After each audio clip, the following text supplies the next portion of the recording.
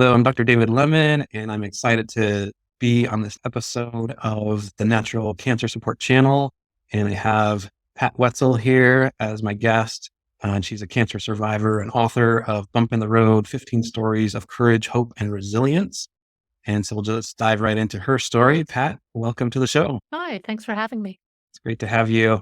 Start from the beginning with your cancer journey. What happened and how was that diagnosis like? What was your reaction and what did you do? Well, I got incredibly sick at a meeting down at Half Moon Bay. And I came back. I was living in the Tahoe area, and I just was not getting well for several weeks. So I went to see an ENT doc who said, "You have lymphoma." And I said, "What is it?" "I do not. Give me some antibiotics. I'm sure it'll go away." Well, he humored me, but he was right. I had a biopsy done, and it came back with a slow growing lymphoma. But the biopsy was not very accurate, as I would find out. I hooked up with a local oncologist, and I wanted to avoid the heavy chemo at any cost. And I looked at doing a round of monoclonal antibodies first instead. Monoclonal antibodies are often part of the therapy for lymphoma. So at any rate, I did a round of monoclonal antibodies, Rituxan actually. And I know it's worked very well for a number of people who've gotten remissions out of it, but it did not work for me. And I had serious side effects: inability to breathe, for starters, Hmm. head to toe hives. The hives were horrendous. And the oncologist suggested that I go on steroids. Since this might be part of a long-term maintenance drug, I thought this is not a cool idea. So instead, I sought out a Chinese acupuncturist and about a month of expensive and extensive acupuncture, and all my symptoms went away.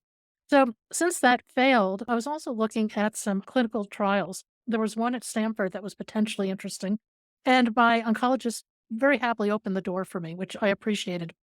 And it's a good thing actually I did that because I was rejected from the trial because the original biopsy was incorrect. They had misdiagnosed my cancer.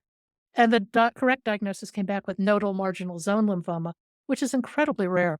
So here I am, having been through one round that didn't work, getting rejected from a clinical trial, having the rug pulled out from underneath me in terms of an incorrect diagnosis.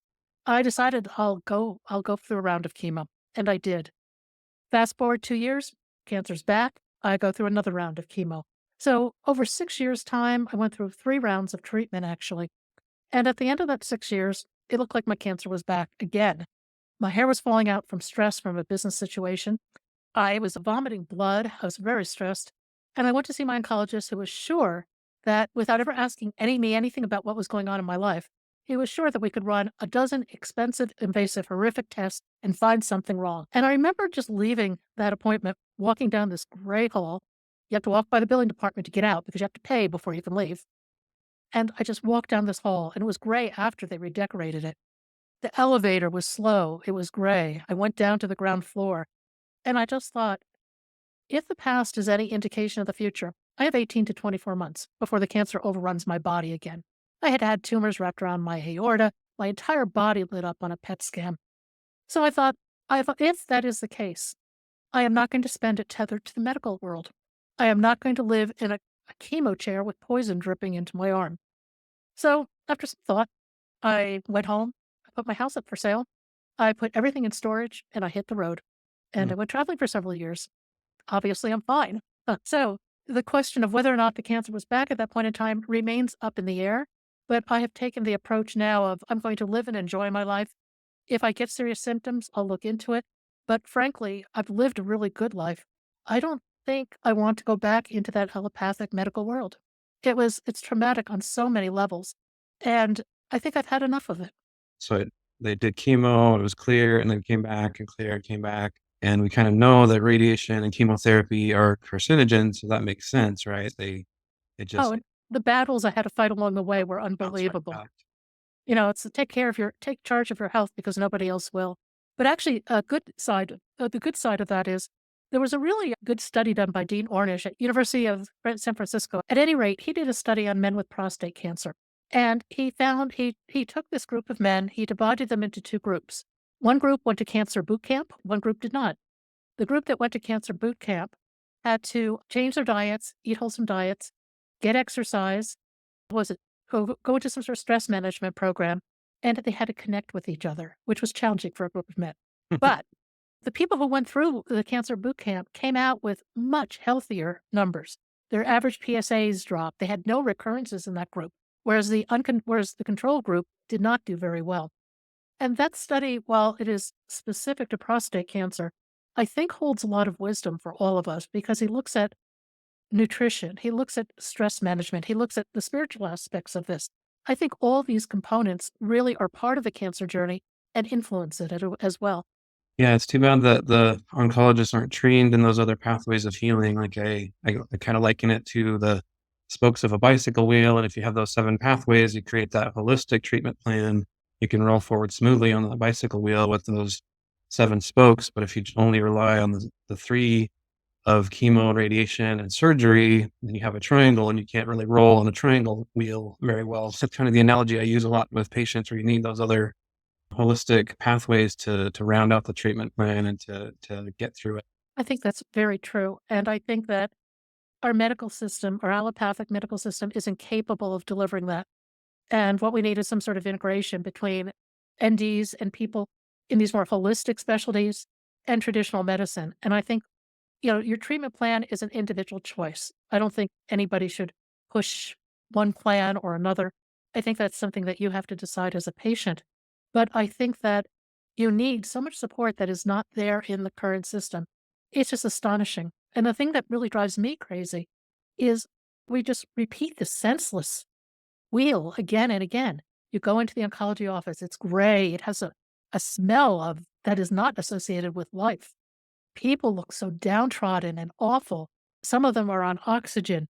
It's just a horrific environment. And there's nothing done, nothing, there's no attention to alleviate the obvious suffering on multiple levels that people are experiencing. And it just happens again and again and again with each patient that walks into the office. Yeah, it's a rough journey. So about that acupuncture, you said that 1 month of acupuncture kind of reduced all of your symptoms. Do you know if it influenced the lymphoma itself, or did you get a sense of whether it was helping to reverse the lymphoma as well? Well, it didn't because I had to go in because the lymphoma had not abated at all. But it did manage all my side effects and it kept me off long-term steroids. And did you do Chinese herbs as well, or was it just the acupuncture? Well, I'm trying to remember now. This was 2009. I have done Chinese herbs in the past. And I may have done some herbs in association with that acupuncture. I'm not really sure. And when you were kind of at the end of that conventional medicine journey and you hit the road, what kind of things did you incorporate in your travels as far as holistic health goes? Getting out of Dodge was good for my mind. But really, before that, I changed a lot of aspects of my life. I think going through cancer, one of the primary things you face is a lack of control. And what do you control? Well, you control what you eat. You can control what you do. You control what you think. You can control the people you hang with. So I really started to focus on those areas I did control. I tried going vegan for a while, which I felt great, but I was miserable. So I migrated towards essentially a real food, low glycemic diet, which is good for anything. Started a serious meditation practice. I became pretty relentless about cutting any negative energy out of my life, and I exercised. And even when I was going through that second round of chemo where I was just so tired, well, first round too, I was so tired, I just couldn't put one foot in front of the other. I somehow got to the gym with a trainer, and it used to be a trainer could beat me up for 40 minutes or an hour, and it wouldn't even phase me. I could barely get through 20 minutes. But I think that was a really important piece of my recovery in that I didn't lose a lot of muscle mass. I retained a lot of strength. And I think exercise in general gives you more energy, as contrary as it sounds going through treatment. Exactly. Yeah, there's so much research on exercise and cancer, and it's not emphasized enough in our country anyway. So we definitely need to work on emphasizing exercise as one of the big treatments for cancer. Well, and I think you need exercise in your life in general. And I'd been playing a lot of sports, so I was in good shape going into everything. But maintaining that through chemo was very, very difficult. Yeah, it really takes it out of you, doesn't it? Yeah, I couldn't walk to the mailbox. I had such bad chemo brain that I broke down sobbing in Costco one day because I couldn't enter a 4-digit PIN. And you're talking to somebody who has a degree in finance from Wharton Business School who can do logs in her head practically, or used to be able to. I mean, I should be able to enter a 4-digit PIN. Did that all come back slowly but surely? No, my brain is in a very different place. I'm a walking testament to neuroplasticity. Starting, first of all, the chemo really screwed my brain up in terms of just a lot of confusion. I wasn't able to do linear things like I used to do. That ability was just about gone. But simultaneously, I'd been starting I started a very serious meditation practice. I used TM twice a day, and that really started to rewire my right brain. So by the end of all this, I became much more right brained than left brained, which was how my brain coped and adapted. And I actually think I'm better off for that. Mm. But I miss the ability to do some of that more detailed linear stuff. I simply do not have it anymore. So you used to be a lot better with calculations and math and verbal tasks and kind of Well, not verbal as much with spreadsheets. I had complex spreadsheets for huge sums of money and things like that that I could dance through. And now the thought of doing it, I don't think so. Interesting. So over the last decade or so, what have you been doing? What have you done with your travels, and what else have you learned about health? Well, I think actually that period with cancer formed the foundation for good health practices, and I've just continued them. I am probably more aware of both my physical and psychological health than I was in the past. And I think paying attention to your mental well being is incredibly important. And it's something I do pay attention to. And in meditating twice a day, I think that has been probably the single game changing element Mm. in terms of my health. That's awesome. Would you say that cancer is the best thing that ever happened to you, like some patients have? No, I don't think I wouldn't wish this on anyone, but I think you have an opportunity in terms of how you respond. You can do the woe is me organ recital endlessly for years, and you'll lose every friend you ever had, unless they're doing the same thing, and I hope not. Or you can decide it's, what can I learn is one of my mantras. And I learned a lot going through that. I learned a lot about myself. I learned a lot about health. So I see cancer as a pivot, a portal really, into a more conscious and meaningful life. And I think that's an enormous opportunity for anybody going through a game changing set of events like this. So every bump in the road comes with its opportunities. And it's up to you to decide if you take them on or not. Exactly. So tell us about your book project and how that evolved and what went into it. Well, it evolved out of a bump in the road. I had a film project. When I hit the road traveling, I started a blog called Cancer Road Trip. And that evolved into the idea to do a film project where every quarter we would give 7 people impacted by cancer an amazing bucket list trip to an iconic location. The first trip was Tanzania, where we'd have Kilimanjaro and the metaphor of a mountain, safari and the metaphor of survival, Zanzibar and the spice of life. I had almost $1 million lined up for this, not cash in hand, but sponsors lined up when COVID hit and travel shut down. So I thought, what am I going to do? Everything fell apart. I lost all my money, all my time that I'd put into this project. And I decided to do a podcast, partly to keep my social media audience in place. And I thought, what's more appropriate than calling it Bump in the Road? But I was actually curious to know, how do other people navigate life's bumps? I've been slammed by some real things. Obviously, I've moved through them. But how do people manage this? There's no roadmap for life. No one tells us how to manage these things. So I dove in and I started the podcast. I didn't know if I could get any guests. I didn't know how to do a podcast, but I started it. I'm going into my 4th year now and just published the book this September. The first book is a compilation of stories, and the future books will include things like Bump in the Road Strong Women, Bump in the Road Business, etc. The book has some cancer stories in it, but it is not about cancer stories. It's really just about remarkable people, really remarkable people. The wisdom that came out of my podcast was so profound. It just had to be shared. And these stories, I think, really highlight what people can do when they're really in a tough situation. And I think we can all learn from that because, you know, our emotions are all the same. Our experiences will be different. But say you experience isolation going through cancer, or isolation as a result of some other event, divorce or something like that. When you hear a story about somebody else's isolation, it rings true to you because it's emotional. So I think regardless of what the specific bump is, we have a lot to learn from each other because we're all on this emotional journey to try to figure things out. Exactly. Did you have any books that influenced you in your healing journey, or did you kind of just absorb and be self-taught by nature? Oh, look at the reference section in my book. It's pages. But I think the most influential book was David Servan Schreiber's Anti-Cancer, A New Way of Life. It was originally published in 2008 and I think republished around 2012.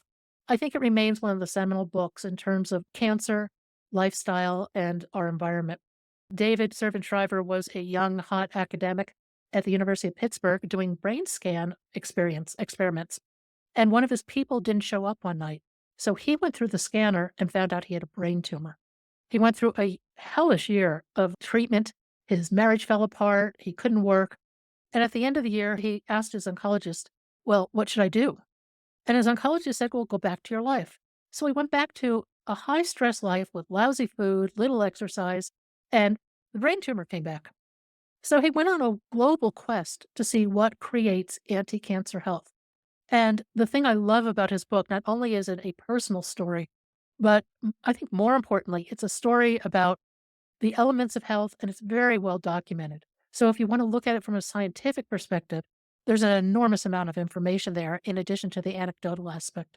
Yeah, I really love how it's a really good balance of his emotional life and his relationship with his new wife and his medical knowledge as a doctor and then the research that he did on the holistic therapy. So it's a really great balanced book. Yeah, and I think that for me, I got into a lot more Buddhist reading and things like that. The thing I like about a lot of the Buddhist wisdom is that it falls on an individual, and I'm of no religion, spiritual, but of no religion. But one of the things I like about the Buddhist philosophy actually is that it looks to the individual for change or behavior. And I like that idea of you can influence your perspective. Is there one of the stories from Bump in the Road that inspires you the most you'd like to share with the audience? They're all good. One of my favorites is Eric Weinmayer. Eric went blind at 16. So you can imagine the anger, the rage, the isolation, the confusion, everything he went through. Eric went on to climb Mount Everest, the seven summits, and to kayak down the Colorado River Rapid. Eric tells a story, and it's one of my favorite stories. He talks about he divides the world into three groups, and the groups are fluid. We can all move, we move between them. We've all been in each of these groups. The first group are quitters, they're self evident. The next group are campers, and they're the people who do not want change. They want to avoid change at all risks. Now, in fairness to them, they may be so beaten up by life that they don't want to put their head outside the foxhole anymore. And then very few people are climbers. Now, climbers can be campers because being a climber all the time would be too exhausting. But I love that analogy. And what really fascinates me is why do some people decide to be campers? And what does it take to initiate a camper to become a climber? And that's what I look for in my podcast. Is he one of the only blind people to climb Mount Everest that you know of, or are there a I number? think after he climbed it, I think one or two other people did. I believe somebody else has, but Eric was the first. Oh. And you found all these people for your podcast just in doing your own research? Started off just doing my own research. Yeah, reached out to anybody I knew with a good story. But now people find me. So it's taken time. It hasn't happened overnight, but it does evolve. Any plans to reinitiate that travel experience with the cancer patients in Kilimanjaro? And Yes and no. The answer is probably no because it's complex. There's a lot of liability involved in it. And depending on the people, you can get into a lot of personality issues that from a film perspective, you can edit that and make it a wonderful story. From an experiential perspective, it may be a little bit more than I want to take on. But I think the real motivation behind it was to give the cancer community excitement every quarter or every 4 months, maybe a new trip. Wow, where are they going to go? I wish I could go. I'll apply.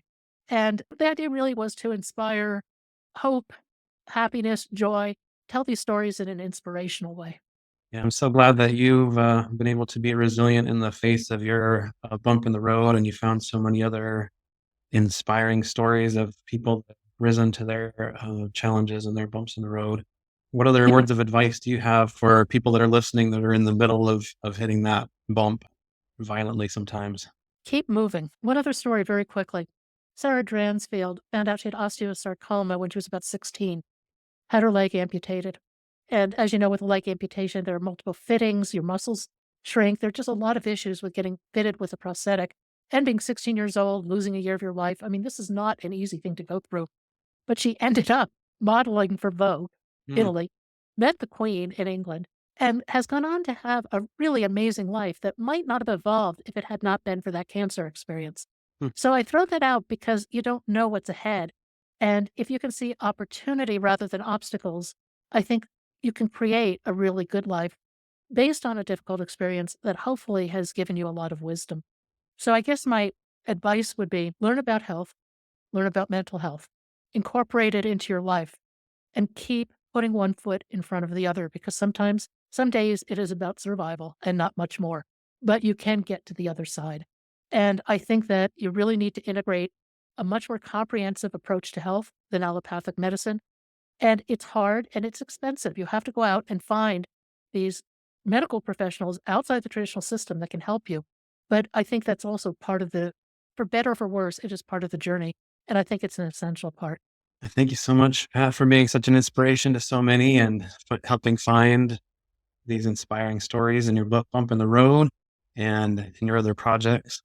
Any parting words for us today? Stay healthy. Keep up the good work. There's always hope. Never, ever give up. Thank you so much. And it's been beautiful to spend these few minutes with you and look forward to speaking again. Thanks, David. Bye-bye. Hey guys, I'm on a mission to touch the lives of over 10,000 cancer patients this year, and I want you to join me in this cause. So if you or someone you love is dealing with a cancer diagnosis right now, I want you to like this video, share this video, and subscribe to the channel so you can continue to watch this life-changing content.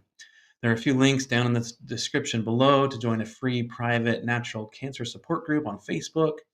You can join this group or invite any of your friends, especially cancer survivors. We need their input and emotional support in this group. For you or anyone that you love, click the link for 3cancerinsights.com to watch the short free presentation to understand how to transform your health, the right way to treat cancer, and ways to reduce cancer treatment side effects. I created the Cancer Detox course to support you and your loved ones through the cancer journey.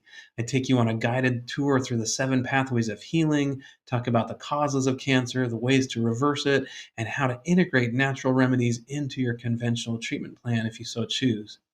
And if you like to read, my book Natural Home and Herbal Healing is available on Amazon and Audible, and it takes you on a room by room guided tour of all the powerful healing remedies that can be found throughout your own home and property.